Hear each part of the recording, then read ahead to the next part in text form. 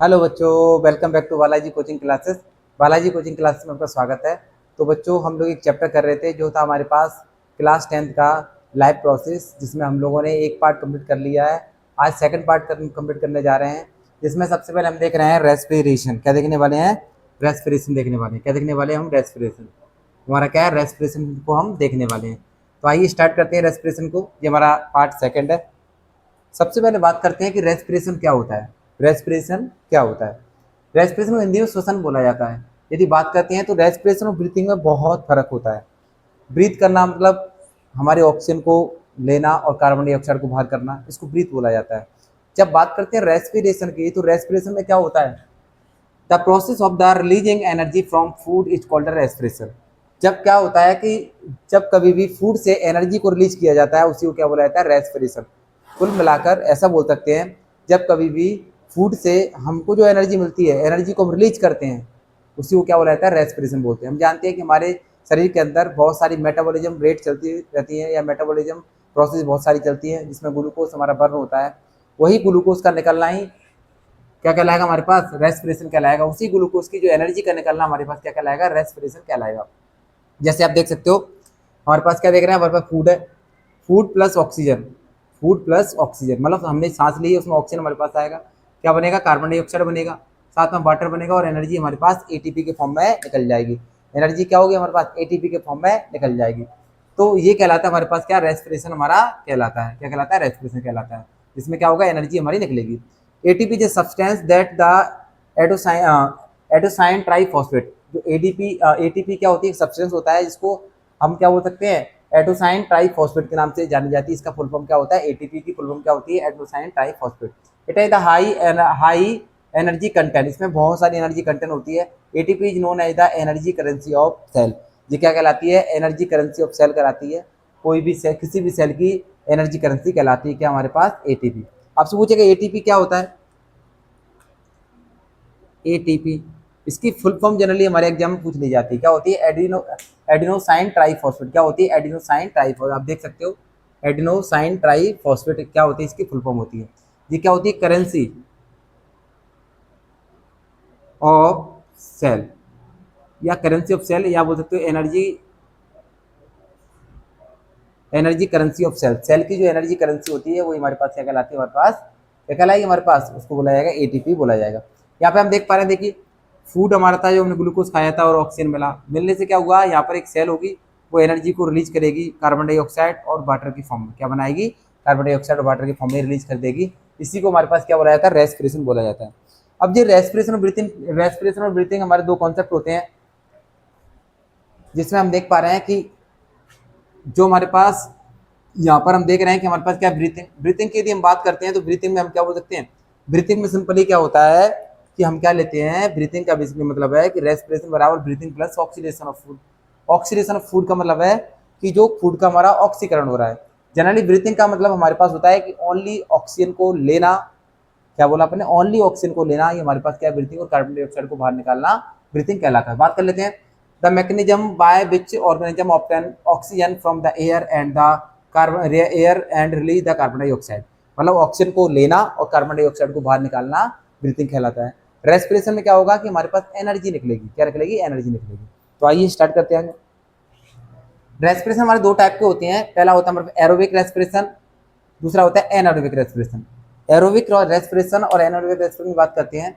Aerobic respiration क्या होता है? ऐसा रेस्पिरेशन जो ऑक्सीजन के प्रेजेंस में होता है, जहाँ पर हमारा ऑक्सीजन की रिक्वायरमेंट होगी, ऑक्सीजन वहाँ पे हमें चाहिएगा, उसको क्या बोला जाता है? हमारे पास एरोबिक रेस्पिरेशन बोला जाता है। एनारोबिक रेस्पिरेशन क्या होता है? ऐसा रेस्पिरेशन जहाँ ऑक्सीजन की रिक्वायरमेंट नहीं होती, वहाँ पर ऑक्सीजन नहीं होता, उनको बोला जाता है एनारोबिक रेस्पिरेशन बोला जाता है। जैसे इंसान के अंदर देखते हैं, वहाँ पे ऑक्सीजन होगी तभी वो रेस्पायर कर पाएगा, रेस्पिरेशन कर पाएगा। तो वहाँ पे एग्जाम्पल में क्या आ जाएगा? Human being. और यदि हम इसकी बात करते हैं किसकी? हमारे पास एनारोबिक रेस्पिरेशन की, तो यहाँ पर क्या होगा? कहीं भी एल्कोहल बन रहा है, कहीं कहीं पर हमारे माइक्रो ऑर्गेनिज्म है, वहाँ पे हमारे पास क्या होता है? एनारोबिक रेस्पिरेशन होता है। बात करते हैं एरोबिक रेस्पिरेशन। एरोबिक रेस्पिरेशन में क्या होगा? ग्लूकोज होगा, ग्लूकोज पायरुवेट में लूटेगा और हमारे पास 38 एटीपी एनर्जी को बनाएगा। इसको क्रेब्स साइकिल बोलते हैं। और हमेशा माइट्रोकॉन्ड्रिया में हमारे पास क्या होती है? एनर्जी रिलीज होती है। ठीक है। Mitochondria are the site of the aerobic respiration in the cell. Cell के अंदर माइटोकॉन्ड्रिया एक ऐसा पार्ट होता है जहाँ पर हमारे पास एनर्जी क्या होती है, एनर्जी हमारे पास निकलेगी, या आप बोल सकते हो माइटोकॉन्ड्रिया आया था पार्ट ऑफ द सेल, यहाँ पर क्या होगा रेस्पिरेशन होती है और एनर्जी हमारे पास निकलती है। जैसे ह्यूमन बीइंग के अंदर हम देखेंगे ऑक्सीजन की रिक्वायरमेंट होगी, डॉग भी क्या करेगा, ऑक्सीजन होगी तभी सांस ले पाएगा, एंड जो भी सारे हमारे पास एनिमल दे रखे हैं ये सभी ऑक्सीजन की प्रेजेंस में ही सांस ले पाएंगे और रेस्पायर कर पाएंगे। ठीक है, इसमें जनरली क्या होता है, ग्लूकोज के साथ टूटता है, पायरुवेट एसिड पायरुवेट में टूटता है और 38 एटीपी एनर्जी बनती है। कितनी एटीपी बनती है, 38 एटीपी हमारी एनर्जी बनती है। ठीक है, आगे की बात करते हैं एनएरोबिक रेस्पिरेशन की। यदि हम एनएरोबिक रेस्पिरेशन की बात करते हैं तो इसमें क्या होता है, जैसे मैं कहीं भी एल्कोहल का फॉर्मेशन करना है, क्या करना है, एल्कोहल का फॉर्मेशन करना है, इसमें भी ग्लूकोज होगा, ग्लूकोज पायरुवेट में टूटेगा। ठीक है, लेकिन यहाँ पर क्या होगा, ईस्ट का फर्मेंटेशन होगा, क्या होगा, ईस्ट का फर्मेंटेशन होगा, साथ में क्या होगा, हमारे पास 2 एटीपी एनर्जी बनेगी। उधर हमारे पास 38 एटीपी एनर्जी बन रही थी, यहाँ पर कितनी बनेगी, 2 एटीपी एनर्जी हमारी यहाँ पर बनेगी। अच्छा, कहीं भी हमारे पास मान लेते हैं एनर्जी, या मान लेते हैं यहाँ पर ऑक्सीजन का बहुत कम होता है, लैक ऑफ ऑक्सीजन होता है, वहाँ पे हमारे पास क्या बन जाता है, वहाँ पे हमारे पास हम देखेंगे लैक्टिक एसिड बनता है। क्या बनता है, लैक्टिक एसिड बनता है। जहाँ कहीं भी हमारे पास लैक्टिक एसिड बनना है तो आप मान लेना कि उस एरिया में हमारे बॉडी के अंदर भी दर्द होने लगेगा, क्योंकि वो वहाँ पर ऑक्सीजन की कमी हो जाती है, जिस वजह से क्या होता है, वहाँ पर ऑक्सीजन की कमी से लैक्टिक एसिड हमारे शरीर में जमने लगता है। क्लियर है, तुम दो तरीके देखे, एरोबिक एंड एनारोबिक। आगे चलते हैं, आगे देखें तो हम इसको कंपेरिजन करते हैं, aerobic respiration, anaerobic respiration. Aerobic में हम देखते हैं aerobic respiration take place in the presence of oxygen, ये किसके, ऑक्सीजन के प्रेजेंस में काम करता है। एनारोबिक क्या होता है, एब्सेंस ऑफ ऑक्सीजन होगा, ये ऑक्सीजन के एब्सेंस में काम करेगा। यहाँ पर ऑक्सीजन की रिक्वायरमेंट होगी, यहाँ पर ऑक्सीजन की रिक्वायरमेंट नहीं होगी। Complete breakdown of the food occurs in the anaerobic respiration, इसमें क्या होता है, फूड का कंप्लीट ब्रेकडाउन हो जाता है। क्या हो जाता है, फूड पूरी तरीके से ब्रेकडाउन हो जाता है। इसमें जो फूड होगा हमारे पास पार्शियली तरीके से ब्रेकडाउन होगा एनारोबिक रेस्पिरेशन में। एरोबिक में क्या होगा, फूड पूरी तरीके से हमारे पास ब्रेकडाउन हो जाएगा, एनारोबिक रेस्पिरेशन में फूड हमारा ब्रेकडाउन पार्शियली तरीके से होगा। The end product in the aerobic respiration are the carbon dioxide and water, यहाँ से जो एंड प्रोडक्ट बनते हैं वो CO2 और H2 हमारा बनता है। लेकिन यदि इसकी बात करते हैं the end product in anaerobic respiration में भी एथेनॉल, यहाँ पे क्या बनता है, हमारे पास एथेनॉल बनता है, कार्बन डाइऑक्साइड बनती है और लैक्टिक एसिड बनता है। जहाँ भी हमारे पास एथेनॉल बनेगा, कार्बन डाइऑक्साइड बनेगी और लैक्टिक एसिड बनेगा, वहाँ पे हमारा क्या होगा, एनारोबिक रेस्पिरेशन होगा। Aerobic respiration aerobic respiration produces a considerable amount of the energy। यहाँ पे क्या देखेंगे, एरोबिक रेस्पिरेशन 38 ATP एनर्जी बनती है, मतलब अच्छी खासी एनर्जी यहाँ पर रिलीज होती है। यहाँ पर जो एनर्जी होगी बहुत कम होगी, लगभग 2 ATP एनर्जी हमारी यहाँ पर देखने को मिलेगी। तो इसका कुछ ये हमारा डिफरेंस था, ये हमको आना चाहिए अच्छे से, और ये हमको अच्छे तरीके से आना चाहिए एरोबिक एंड एनारोबिक रेस्पिरेशन के बारे में। तो आइए आगे देखते हैं, आगे हम देखें तो अब बात करते हैं रेस्पिरेशन प्लांट। यदि प्लांट के अंदर रेस्पिरेशन बात करते हैं, हम जानते हैं कि ह्यूमन बीइंग के अंदर रेस्पिरेशन हमारा होता है, ऐसे ही हमारे प्लांट के अंदर भी रेस्पिरेशन देखने को मिलता है। बात करते हैं ह्यूमन बीइंग, तो हमारे नाक के द्वारा रेस्पिरेशन कर लेता है, ब्रीथ कर लेता है, लेकिन हमारे प्लांट कैसे करेंगे, तो plant get the oxygen by the diffusion. Plant के पास एक ऐसा तरीका होता है रेस्पिरेशन करने का, उसको बोला जाता है डिफ्यूजन। क्या बोला जाता है, डिफ्यूजन। डिफ्यूजन के द्वारा प्लांट क्या करता है, रेस्पिरेशन करने लगता है। अलग अलग तरीके से करता है, कुछ स्टेम से करते हैं, कुछ जड़ों से भी करने, मतलब रूट से भी करने लगते हैं, कुछ हमारे लीफ से भी करते हैं। तो इस तरीके से हमारा रेस्पिरेशन देखने को मिलता है। आप लोगों ने देखा होगा, स्टोमेटा के बारे में देखा था, स्टोमेटा क्या करता था, गैसों का एक्सचेंज करता था। एक गैस अंदर, मतलब हमारे पास कार्बन डाइऑक्साइड अंदर आती थी और ऑक्सीजन हमारी निकलती थी, उसी को रेस्पिरेशन बोलते हैं हमारे पेड़ों की लैंग्वेज में। तो आइए एक एक करके देखते हैं। सबसे पहले रेस्पिरेशन रूट, रूट की बात करते हैं, जड़ों से रेस्पिरेशन कैसे होता है उसकी बात करते हैं। तो देखिए, the root of a plant, plant की जो रूट होती है, take the oxygen required for the respiration from the air. जो रूट होती है वो ऑक्सीजन को कहाँ से लेती है, वो हमारे air present in the between the soil particle by the process of diffusion. जब कभी भी हमारी मिट्टी के अंदर आप देख पा रहे रूट है हमारी, ठीक है, इस जड़ों से हमारे पास क्या होने लगे, ऑक्सीजन को लेने लगे, मिट्टी के अंदर जो ऑक्सीजन होती है उस ऑक्सीजन को लेने लगे। कौन सी प्रोसेस, डिफ्यूजन। डिफ्यूजन की का मतलब यही होता है कि हमारे पास क्या होगा, जो हमारे पास हाई कंसंट्रेशन से लो कंसंट्रेशन की तरफ हमारी क्या होगी, कोई भी गैस या लिक्विड जाने लगेगा और ऑक्सीजन हमारी जड़ों के अंदर इंटर कर जाएगा, ठीक है, किसने, मिट्टी के द्वारा। The extension of the epidermal cell of the root called the root hair. जो आप देख पा रहे हो, जो एक्सटर्नल देख रहे हो इसको, इस पर हल्के हल्के रूट्स या हमारे पास क्या बने हुए हैं, हमारे पास इस तरीके से हेयर बने हुए हैं। क्या बने हुए हैं, हेयर बने हुए हैं। इन्हीं को रूट हेयर बोला जाता है। क्या बोला जाता है, रूट हेयर बोला जाता है। इनके द्वारा क्या काम करते हैं, जो ऑक्सीजन को अपनी बॉडी में लेने लगते हैं।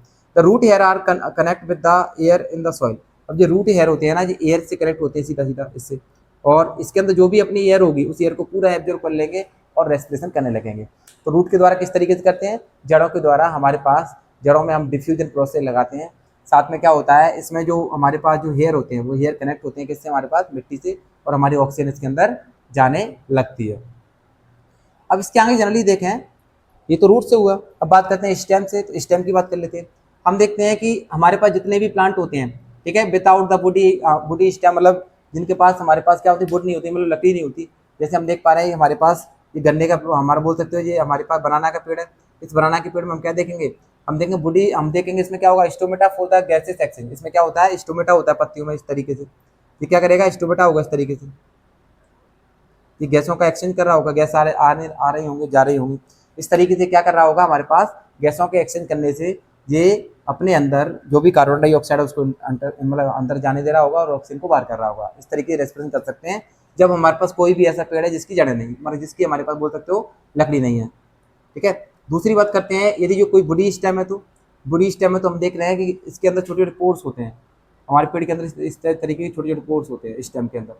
इससे क्या होता है, वो रेस्पायर करता है, गैस का एक्सचेंज करता है, गैस इसके अंदर जाती हैं, आने जाने के बाद फिर निकल के बाहर जाती हैं। इस तरीके से रेस्पिरेशन क्या करने लगते हैं, दोनों तरीके देखने को मिलती है। मतलब ऐसे कोई भी हमारे पास प्लांट हैं, पेड़ है जिनके पास हमारे पास लकड़ी नहीं होती, मतलब सीधा सीधा उनका जो पत्ता वाला एरिया होता है, मतलब जो लीव्स वाला पूरा हमारा पेड़ बना होता है, तो वो किससे करते हैं, हमारे पास लीव से करते हैं, गैसों के एक्सचेंज से, मतलब स्टोमेटा से। जिनके पास स्टेम होता है, स्टेम के पास छोटे छोटे पोर्स होते हैं, इस टाइप के पोर्स होते हैं, वो क्या करते हैं, रेस्पिरेशन करते हैं। तो पेड़ हम देख पा रहे हैं कि दो तरीके से रेस्पिरेशन देखने को मिली, इसमें हमारे स्टेम है, एक तो लीफ से, एक हमारे पास स्टेम के सीधे पोर्स से, ठीक है। तीसरा बात करते हैं पत्तियों से कैसे करते हैं, लीफ से कैसे करते हैं। हम देख रहे हैं the exchange of respiratory gases in the leaves take place by the process of the diffusion through the stomata. Stomata के द्वारा डिफ्यूजन होता है। हमारे पास यहाँ पे बहुत सारे हमारे पास इस तरीके से हमारे पास क्या होता है, स्टोमेटा होते हैं। इनसे क्या होगा, गैस आएगी, गैस एक्सचेंज हो जाएगी और ये पेड़ में हमारे पास क्या करने लगेंगे, रेस्पिरेशन करने लगेंगे। एक प्रोसेस होती है फोटोसिंथेसिस, जिसमें पेड़ अपना, जो भी हमारे पेड़ होते हैं वो क्या करते हैं, खाना बनाते हैं। इसी ड्यूरेशन में वो क्या काम करते हैं, अपनी बॉडी से रेस्पिरेशन का काम करते हैं और साथ में गैसों का एक्सचेंज करते हैं with the help of stomata, stomata की सहायता से। क्लियर है, आगे देखो। अभी हमने देखा प्लांट के अंदर रेस्पिरेशन, ह्यूमन बीइंग के अंदर रेस्पिरेशन। अब बात करते हैं, हमने एक यूनिसेलुलर ऑर्गेनिज्म के बारे में पढ़ा था, जो था हमारे पास क्या, अमीबा। अमीबा के अंदर रेस्पिरेशन कैसे होता है उसके बारे में बात कर लेते हैं। Amoeba depend on the simple diffusion of the gases for breathing. Amoeba क्या करता है, सिंपल डिफ्यूजन प्रोसेस का यूज करता है, क्या करने के लिए, ब्रीथ करने के लिए। Amoeba like the amoeba lives in water. Amoeba क्या रहता है, पानी के अंदर रहता है, जब हमारा पूरा पानी के अंदर रहता है।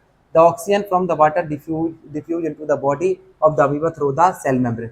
जब अमीबा की सेल मेम्ब्रेन होती है, आप देख पा रहे हैं इस तरीके से, और इसके चारों तरफ पानी भरा हुआ है इस तरीके से। पानी के अंदर जो हमारे पास ऑक्सीजन होती है, उस ऑक्सीजन को अमीबा क्या करता है, इंटर कर देता है और कार्बन डाइऑक्साइड को बाहर निकाल देता है। तो अमीबा भी अपनी स्किन के द्वारा, अपनी सेल मेम्ब्रेन के द्वारा क्या करता है, अपना डिफ्यूजन करता है और अपनी गैसों का एक्सचेंज करता है। इस तरीके से वो रेस्पिरेशन करने लगता है। इस सिंपल प्रोसेस होती है। इसमें जनरली क्या होता है कि हमारे पास ऑक्सीजन इंटर होती है किससे, हमारे पानी से, और पानी के अंदर जो ऑक्सीजन होती है इंटर करता है और बाद बाकी का क्या करता है, कार्बन डाइऑक्साइड को बाहर फेंक देता है। ये प्रोसेस लगभग सभी में देखने को मिलती है, हम देख पा रहे हैं। ऐसे ही हमारा अमीबा भी करता है, ऑक्सीजन को इंटर करेगा और कार्बन डाइऑक्साइड को बाहर कर देगा। तो यहाँ तक देखा। ऐसे ही बात करते हैं अर्थवॉर्म की। अर्थवॉर्म जो होता है, हम जानते हैं इसको केचुआ बोला जाता है। ये अपनी स्किन के पास छोटे पोर्स होते हैं इसकी स्किन से। इन स्किन से क्या करता है, स्किन से ऑक्सीजन को इंटर करता है और कार्बन डाइऑक्साइड को बाहर निकालता है। तो बोलेगा अर्थवॉर्म हमारी किस तरीके से हमारा रेस्पिरेशन करता है, तो अर्थवॉर्म हमारा स्किन के द्वारा रेस्पिरेशन करता है, स्किन के द्वारा सांस लेता है। तो earthworm exchange the gases through the skin, किससे करता है, स्किन से करता है।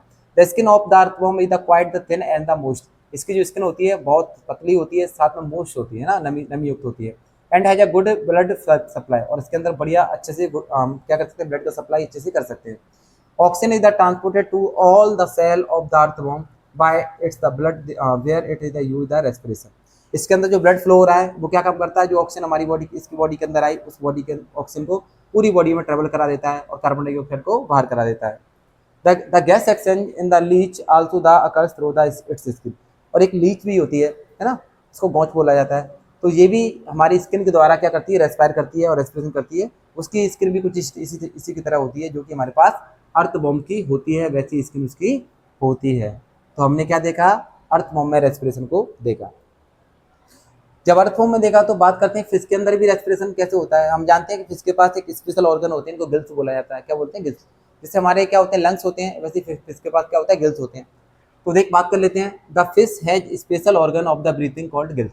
फिश के पास क्या होते हैं, स्पेशल ऑर्गन होते हैं, जिससे क्या करती है फिश हमारी, क्या करती है, रेस्पायर करती है या ब्रीथ करती है, उसका नाम क्या होता है, गिल्स होता है।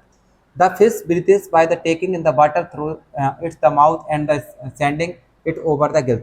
जैसे ही हमारी फिश क्या करती है, पानी के अंदर अपने मुंह को इंटर करेगी, तो हम क्या देखेंगे, गिल्स के द्वारा वो अपने पानी के अंदर जो ऑक्सीजन होता है उसको कन्वर्ट कर देती है इसमें गैस के फॉर्म में, और उसको लेकर अपने शरीर के अंदर ट्रेवल कराने लगती है। When the water is passes over the gills exert the dissolved oxygen from in this water। वही हमने बताया था, जैसे पानी जाता है गिल्स के पास, गिल्स क्या करता है, इसको एक्सचेंज कर देता है, किसके फॉर्म में, गैस के फॉर्म में। The exerted oxygen is absorb by the blood and the carry to the other part of the fish. मतलब ब्लड जैसे ही हमारे जाता है तो हम क्या देखेंगे, इसके शरीर में ब्लड चल रहा होता है, ब्लड क्या करता है, पूरे ऑक्सीजन को पूरी फिश के बॉडी के अंदर पहुंचा देता है और पूरी प्रोसेस कर देता है, जो भी मेटाबॉलिज्म प्रोसेस होती है उसको, और बाद में क्या होता है, ये कार्बन डाइऑक्साइड को भी इस शरीर से बाहर निकाल देती है। इस तरीके से हमारी फिश के अंदर भी इस चीज देखने को मिलती है। इस तरीके के हमारे देखेंगे तो गिल्स आर्क होते हैं, इनको गिल्स आर्क होते हैं, ये हमारी गैसों का एक्सचेंज होता है, ठीक है। अब बात करते हैं हमारे पास रेस्पिरेशन ह्यूमन बीइंग के अंदर ब्रीथिंग को देखते हैं। ब्रीथिंग क्या होती है, breathing is the process by which air rich in oxygen is the taken inside the body. यहाँ से हम देखेंगे रिच एयर को इनसाइड करेंगे, यहाँ से इनहेल की जाएगी और जाके हमारी कहाँ, ये हमारे लंग्स हैं, लंग्स के अंदर पहुंच जाएगी, रिप्स बोलते हैं इनको, इनको क्या बोला था, रिप्स बोला जाता है या रिप्स कैविटी बोलते हैं। लंग्स हमारे अंदर है, ठीक है। डायफ्राम है, जो हमारे जो भी हमारा सिस्टोल और डायस्टोल होगा, या हम बोलेंगे लंग्स का फैलना और सिकुड़ना होगा, उसको मेंटेन करने का काम कर रहा होगा। तो इसमें भी जनरली क्या होता है, ऑक्सीजन को एंटर किया जाता है और साथ में ऑक्सीजन को एंटर कर हमारे एल्वोलीज के द्वारा अलग अलग बॉडी के पार्ट्स तक पहुंचा दिया जाता है। फाइनली जो हमारे पास कार्बन डाइऑक्साइड होती है उसको वापस से नाक से निकाल दिया जाता है, ठीक है। अब किस तरीके से होता है बात कर लेते हैं। देखो आपके सामने एक डायग्राम दिख रहा होगा, इसको बोलते हैं the main organ of human respiratory system. Human respiratory system का मेन डायग्राम जो दिख रहा है आप लोगों को, इस तरीके से बनता है। इसको लेता है नेसल कैविटी, जो हमारी नाक होती है नेसल कैविटी बोलते हैं, यहाँ जो हमारे माउथ कैविटी बोलते हैं, इसको फायरेक्स बोला जाता है, इसको लायरेक्स बोला जाता है ना। लायरेक्स के बाद क्या बोलते हैं, इसको ट्रैकिया बोला जाता है, और साथ में इस पर एक इस तरीके की आप देख पा रहे हो ऐसा क्या बना हुआ, रिंग बनी हुई है, इनको रिंग कार्टिलेज बोलते हैं, जिससे हमारे शरीर, हमारा जो गला वाला हिस्सा है वो चौक ना हो जाए, है ना। नहीं तो सांस लेंगे तुम चौक हो जाएगा तो मर जाएगा इंसान। सबसे पहले क्या होता है, आगे देखते हैं, आगे और देखो यहाँ पे हम देख पा रहे हैं, इनको बोला जाता है हमारे पास क्या, ब्रॉन्ची, क्या बोलते हैं, ब्रॉन्ची, इस पार्ट को ब्रॉन्ची बोला जाता है। ब्रॉन्ची के अंदर बहुत सारे ब्रॉन्चुलेस होते हैं, इस तरीके बलून टाइप के दिख रहे हैं आपको, इसको क्या बोला जाता है, ब्रॉन्चुलेस बोला जाता है। सबसे पहले क्या होता है कि यहाँ से नाक में हमारी एयर जाती है, जाने के बाद किसके पास पहुंचती है, हमारे पास फायरेक्स के पास पहुंचती है। फायरेक्स के पास पहुंचती है तो फायरेक्स नीचे तक पहुंचाता है और लायरेक्स के पास पहुंचेगी। लायरेक्स जो होता है इसी को वॉइस बॉक्स बोलते हैं, जो साउंड हमारे मुंह से निकलता है इसी की वजह से निकलता है। फाइनली यहाँ पहुंचते हैं तो हम क्या देखेंगे, यहाँ पर हमारा जो लायरेक्स और फायरेक्स वाला एरिया बंद हो जाता है और हमारे जो भी ऑक्सीजन है वो नीचे की तरफ बढ़ने लगती है। कार्टिलेज का काम जो होता है, रिंग कार्टिलेज का काम, ये क्या काम करती है, रिंग कार्टिलेज हमारे जो भी हमारा पाइप है ना, ट्रैकिया वाला पार्ट है, उसको बंद नहीं होने देती है और नीचे तक हमारी ऑक्सीजन को पहुंचाती है। फाइनली ट्रैकिया का काम क्या होता है, उस ऑक्सीजन को वहीं पर रोक लेना, बाद बाकी का ऊपर वाला एरिया को वहीं पर रोक लेना। फाइनली यहाँ पे आएगी हमारी ऑक्सीजन, यहाँ पर कहाँ पर पहुंचेगी, ब्रॉन्ची के पास पहुंचेगी। ब्रॉन्ची दो कैटेगरी में बटी होती हैं, एक हमारे लेफ्ट लंग्स और एक हमारा राइट लंग्स। यहाँ पहुंचने के बाद ये ब्रोंचुलोस के पास पहुंचती है। ब्रोंचुलोस क्या होते हैं, बलून्स लाइक स्ट्रक्चर होते हैं, है ना, इस टाइप के आप देख रहे हो, एलोवली भी देख रहे हो, इस टाइप के ऐसे स्ट्रक्चर होते हैं, इनको बोलते हैं रेस्पिरेटरी ब्रोंची, दिख रही है आपको। इसके आगे देखेंगे हमारे पास एलोवलीज होंगी, जो हमारे बलून्स लाइक स्ट्रक्चर होंगे, इन्हीं से हमारी आर्टरीज जुड़ी होंगी, क्या जुड़ी होंगी, आर्टरीज जुड़ी होंगी, क्या जुड़ी होंगी, आर्टरी जुड़ी होंगी। आर्टरी किससे जुड़े होंगे, हमारी इससे जुड़ी होंगी, लंग से सीधा जुड़ी होती है हमारी, जो क्या काम करती है, जो ऑक्सीजन आता है उसको हमारी आर्टरी के द्वारा पहुंचा दिया जाता है पूरे शरीर के अंदर, और कार्बन डाइऑक्साइड को बॉडी से बाहर निकाल दिया जाता है। यहाँ पर ऑक्सीजन आएगा पूरा हमारा आर्टरी के द्वारा कहाँ पहुंचा दिया, बॉडी के अलग अलग पार्टों तक पहुंचा दिया।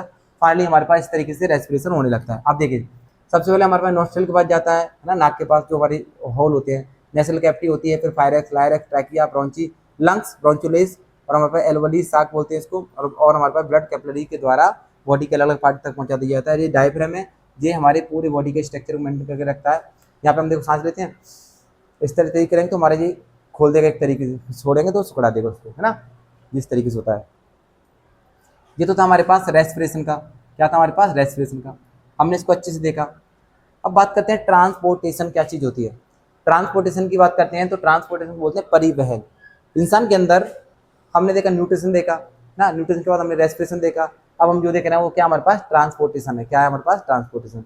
ट्रांसपोर्टेशन का मतलब है कि जो भी कुछ हमने खाया है उसको हमने एब्जॉर्ब किया है और बॉडी के अलग अलग पार्ट तक किस तरीके से पहुंचाते हैं।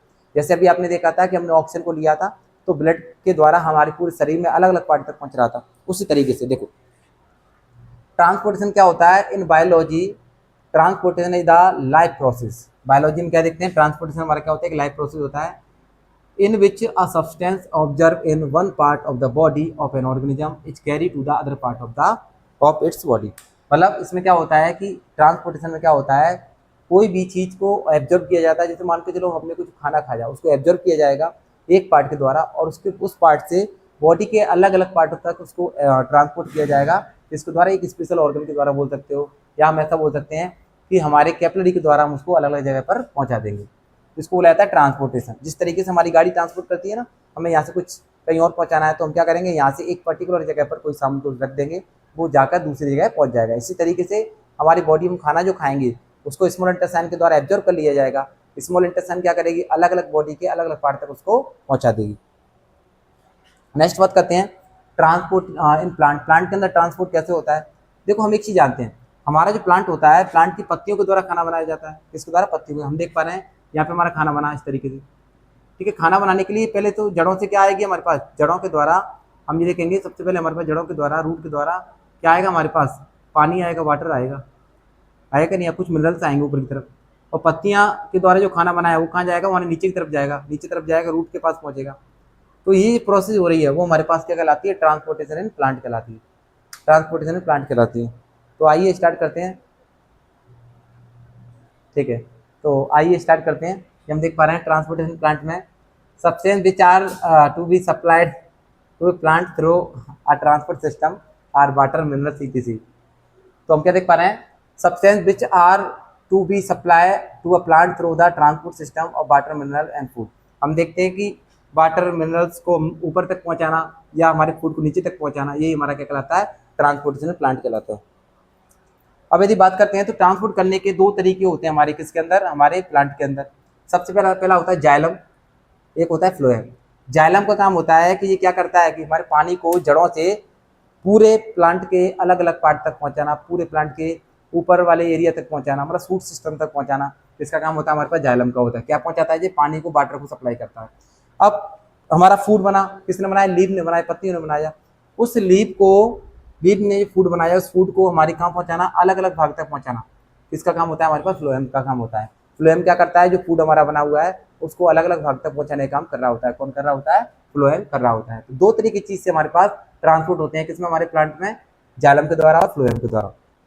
तो बच्चों हमने क्या देखा, जाइलम और फ्लोएम तक हमने पढ़ा। इसके आगे कल कंटिन्यू करेंगे या अगली वीडियो में, जब भी हमारी वीडियो बनेगी तब करेंगे, ठीक है। कुछ टेक्निकल इशू के कारण क्लास को यही रोकना पड़ रहा है। एक्चुअली क्या है, माइक अभी चार्ज नहीं हो पाया है हमारा, तो अगली वीडियो में देखेंगे। तो आज के लिए इतना है, चैनल को सब्सक्राइब कीजिए। जय हिंद, जय भारत।